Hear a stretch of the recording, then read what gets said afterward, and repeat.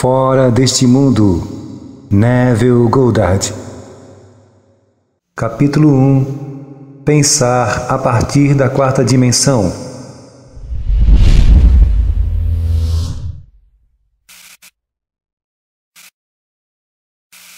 E eu lhes disse isso agora, antes que de fato aconteça, para que quando de fato acontecer, você acredite em mim. João 14, 29. Muitas pessoas, inclusive eu, têm visto eventos antes que eles de fato aconteçam, ou seja, antes que aconteçam nesse mundo de 3 dimensões. Sendo que o homem possa observar um evento antes que ele de fato aconteça no espaço das 3 dimensões, então a vida na Terra deve seguir um plano que deve existir em outro lugar, em outra dimensão, e que deve estar se movendo lentamente através do espaço. Se os eventos não estavam neste mundo quando foram observados, então, por dedução lógica, devem ter existido fora deste mundo. E o que se vê aqui antes que aconteça de fato deve estar predeterminado a partir do ponto de vista do homem desperto em um mundo tridimensional. Então surge a questão: somos capazes de alterar nosso futuro?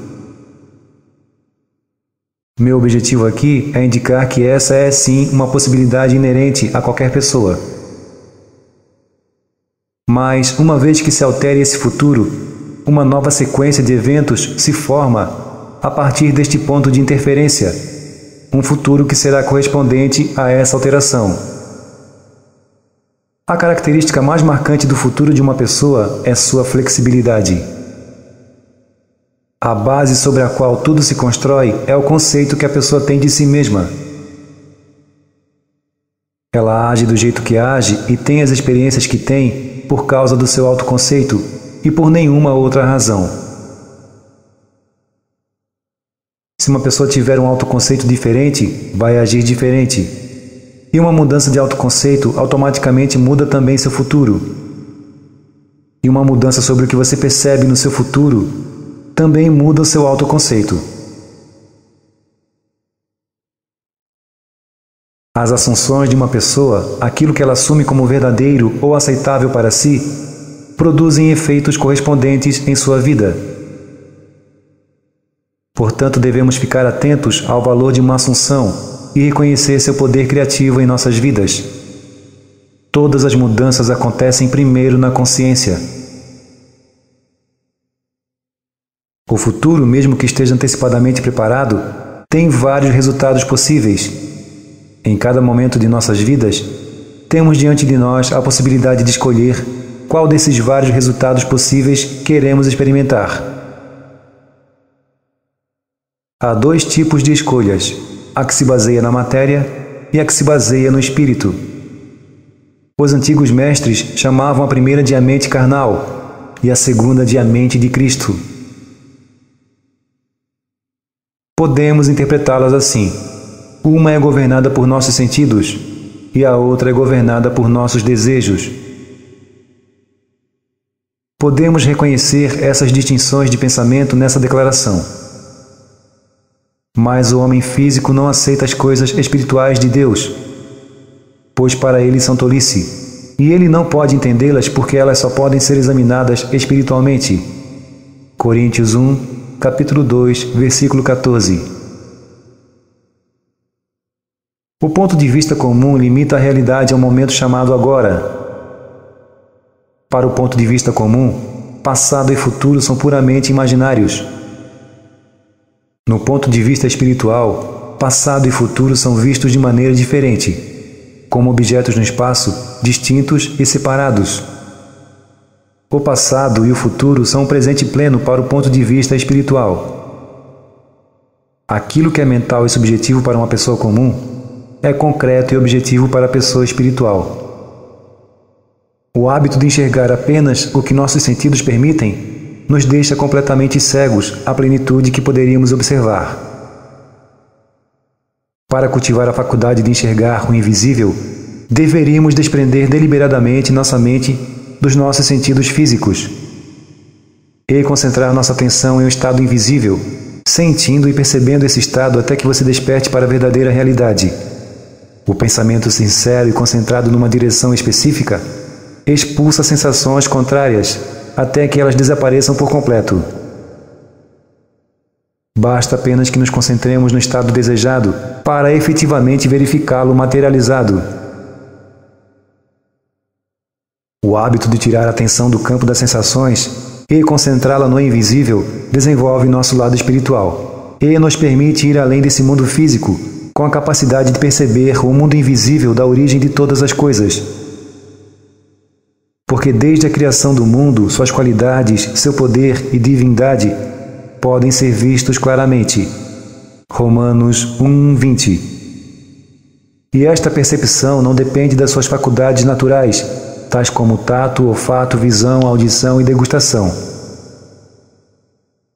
Aceite isso logo, porque sem isso, essas instruções são inúteis, já que as coisas do espírito só são percebidas espiritualmente. Um pouco de prática e vamos estar convencidos de que, controlando nossa imaginação, podemos reestruturar nosso futuro em concordância com o nosso desejo. O desejo é o impulso primário de toda ação. Não podemos mover um dedo sequer sem o desejo para fazer isso. Não importa o que façamos, seguimos o desejo que nesse momento domina nossa mente.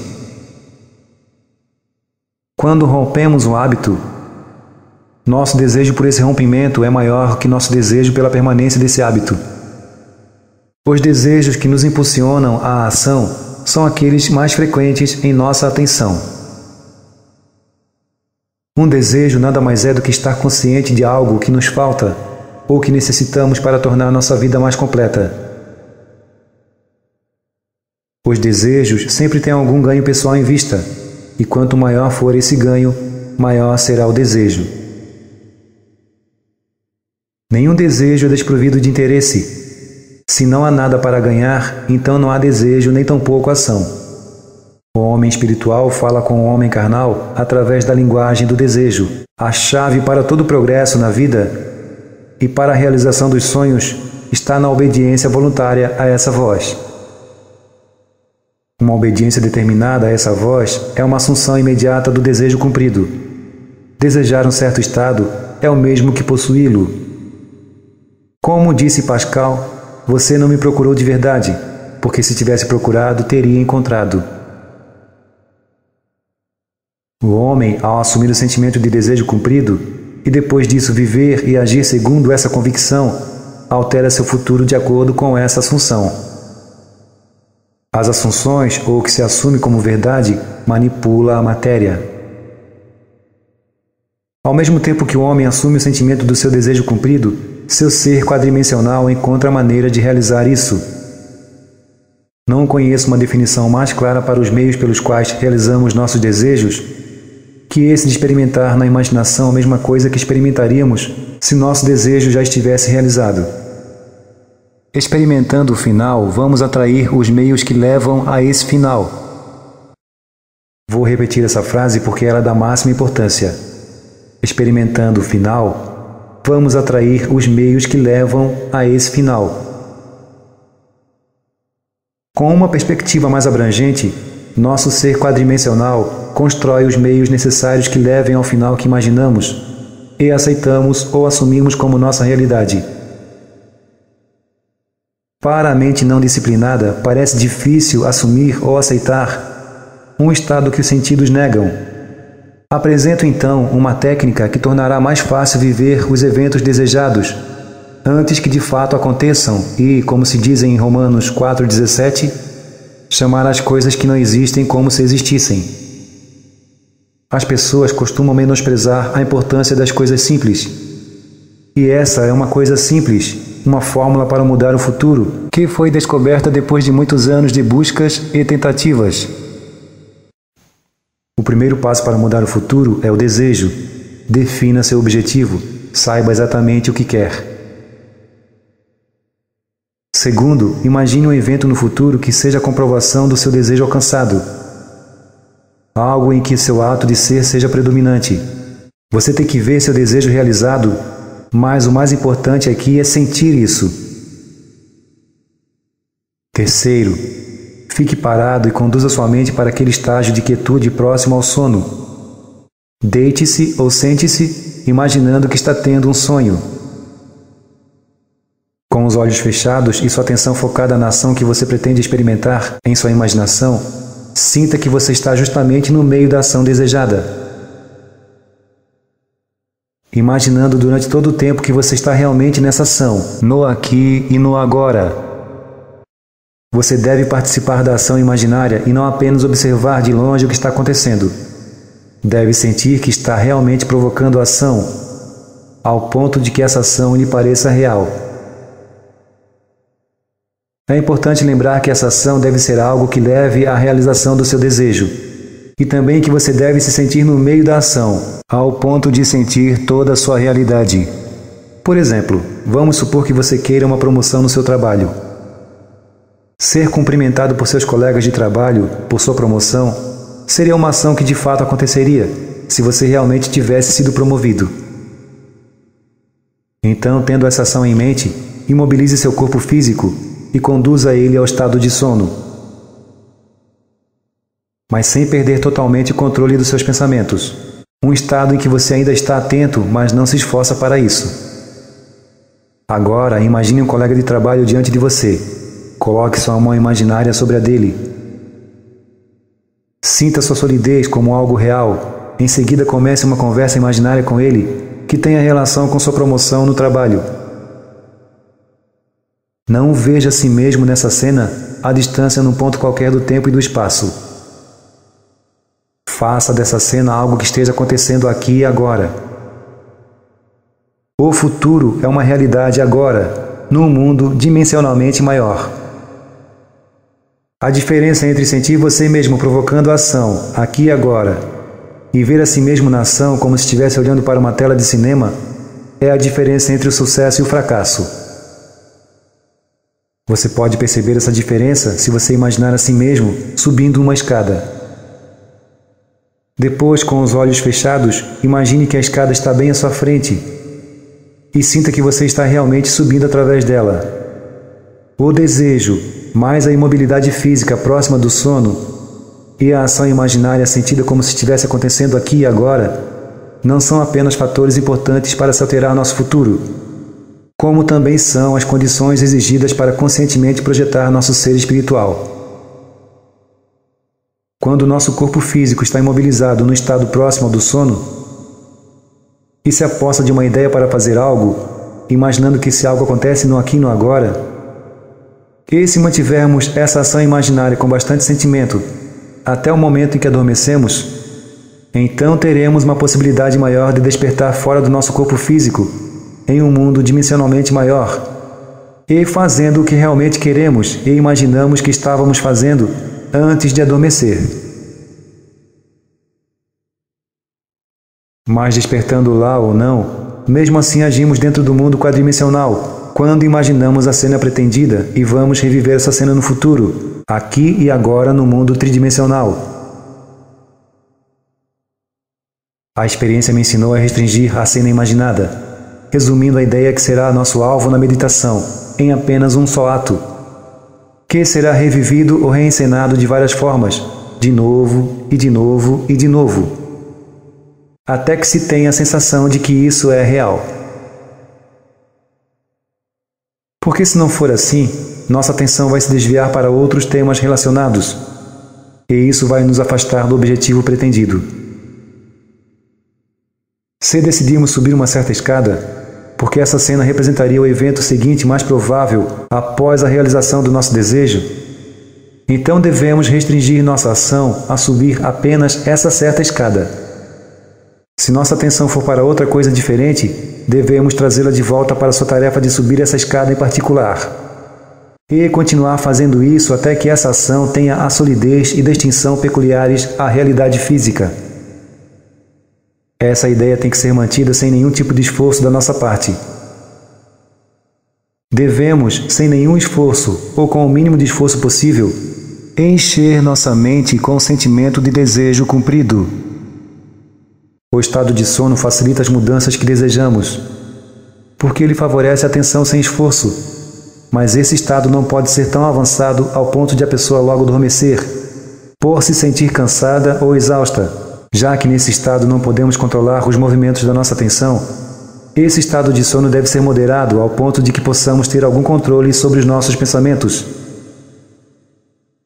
Uma maneira de se apropriar de um desejo é assumir o sentimento de desejo cumprido e, em seguida, num estado relaxado e sonolento, repetir seguidamente como uma canção de ninar qualquer frase curta que represente a realização do nosso desejo, como, por exemplo, obrigado por isso, obrigado por isso, obrigado por isso. Repetindo isso como se falássemos com um poder maior, agradecendo por ter realizado isso para nós. Sem dúvida, se pretendemos nos projetar para um mundo dimensionalmente maior, então devemos manter a ação em curso até que caiamos no sono profundo. Experimente na imaginação, com todos os tons da realidade, o que você experimentaria no mundo físico se realmente tivesse atingido seu objetivo. E com o tempo, você vai experimentar no mundo físico o que experimentou na imaginação. Alimente sua mente com preliminares, ou seja, afirmações que você assume como verdadeiras, porque essas assunções, mesmo que sejam irreais aos seus sentidos, se você persistir nelas até que tenham a sensação da realidade, então elas de fato se tornarão reais. Para uma assunção, todos os meios que promovem sua realização são favoráveis. Uma assunção influencia seu comportamento, levando você a se movimentar e a falar de maneira favorável à realização dessa assunção. Para entender como uma pessoa modela seu futuro em harmonia com sua assunção, devemos entender o que é esse mundo dimensionalmente maior. Porque é nesse mundo que vamos para alterar nosso futuro. A observação de um evento antes que ele de fato aconteça significa que o evento é predeterminado a partir do ponto de vista de uma pessoa, no mundo tridimensional. Portanto, para mudar as condições nesse universo tridimensional em que vivemos, devemos antes mudar essas condições no universo da quarta dimensão. Geralmente uma pessoa não sabe o que significa esse mundo da quarta dimensão. E provavelmente não aceitaria facilmente a ideia de que ela coexiste nessa dimensão, com uma versão de si mesmo que também é muito maior que sua versão no mundo tridimensional. O homem está acostumado com as três dimensões do comprimento, altura e largura.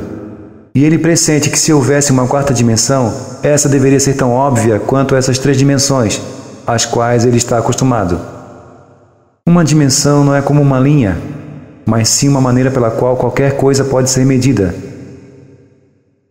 Ou seja, quando medimos uma coisa sólida na quarta dimensão, fazemos isso em qualquer direção, sem referência a comprimento, largura ou altura. Existe outro jeito que se possa medir um objeto sem essas referências de comprimento, largura e altura? O tempo mede minha vida sem usar essas três dimensões. Não existe essa coisa de objeto instantâneo.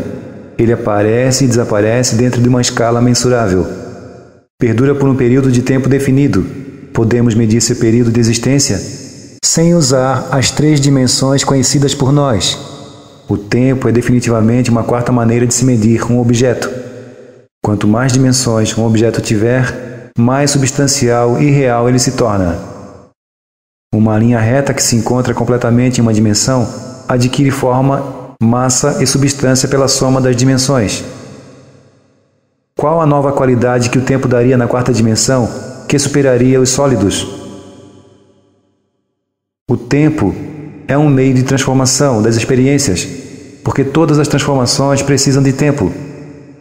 A nova qualidade que o tempo daria na quarta dimensão, que seria superior à matéria, é a variabilidade, ou seja, capacidade de se submeter a variações ou mudanças. Perceba que se dividirmos um sólido, seu corte transversal seria uma superfície. E se dividirmos uma superfície, teremos uma linha. E se dividirmos uma linha, teremos um ponto. Isso significa que um ponto nada mais é do que um corte transversal de uma linha, que por sua vez é um corte transversal de uma superfície, que por sua vez é um corte transversal de um sólido.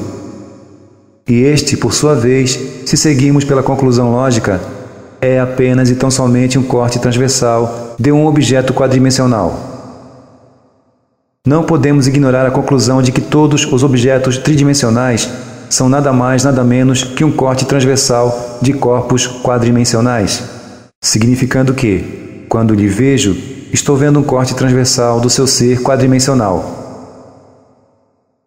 Para enxergar o seu ser quadridimensional, devo observar todos os seus cortes transversais, todos os momentos de sua vida desde o seu nascimento e ver tudo isso coexistindo ao mesmo tempo.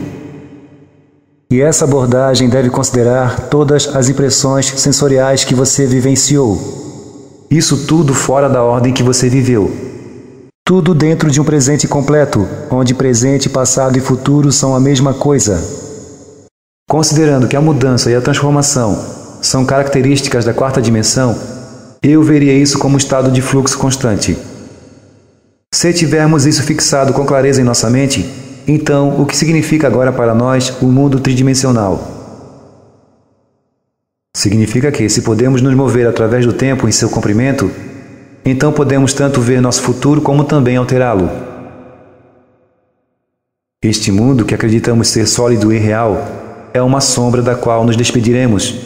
É um efeito ilusório de um mundo mais fundamental e dimensionalmente maior. O homem pode provar a existência de um mundo dimensionalmente maior simplesmente focando em um estado invisível e imaginar o que vê e sente. Se ele permanecer concentrado nesse estado, seu ambiente presente desaparecerá e ele despertará em um mundo dimensionalmente maior, onde o objeto que contempla será visto como uma realidade concreta e objetiva. Locução: Anderson Motreanjo.